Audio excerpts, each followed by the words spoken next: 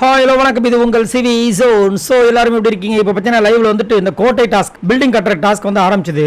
பார்த்தா நம்ம இந்த லைவ் வந்துட்டு போகிறோம், அதுங்களும் பார்த்தா ராஜாங்கத்தில் இவ்வளோ விஷயங்கள் மாறுதல் அப்படின்ற மாதிரி இருக்கு.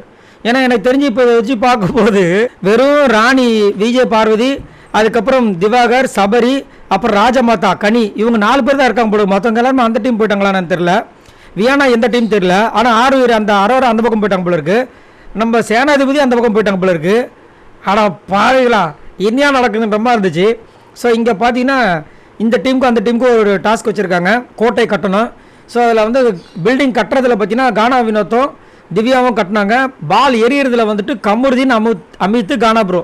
இந்த பக்கம் பார்த்தீங்கன்னா தர்பீஸ் டீமில் பில்டிங் கட்டுறது சுபிக்ஷாவும் கனியும், பாலை எரியறதுக்கு பார்த்தீங்கன்னா திவாகரும் சபரியும் பாதுகாப்பு கொடுக்கறதுக்கு. பால் எறியது வந்துட்டு சபரி, கனி, சுபிக்ஷா. எஃப்ஜே எங்க அந்த பக்கம் போயிட்டாரு. என்னையா நடக்குது? ஆடா பாவிகளா, ராஜ துரோகம் பண்ணியிருக்காங்க போல இருக்கு. ஒன்றும் சொல்றதுக்கு இல்லை.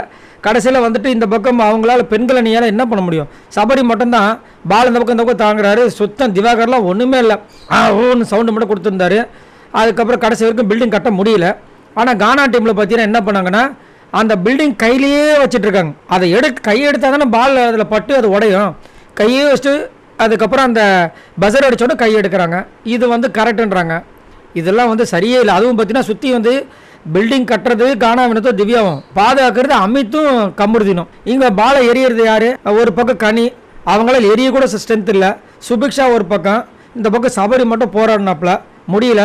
கடைசியில் அவங்க வின்னர் நம்பர் பண்ணிட்டு இருக்காங்க. ஆனால் இது ரொம்ப பெரிய தவறு. கையை எடுத்து அவங்க இடித்து அதை பாதுகாக்கிறது தான் அந்த கேமு. என்னத்தான் சொல்ல.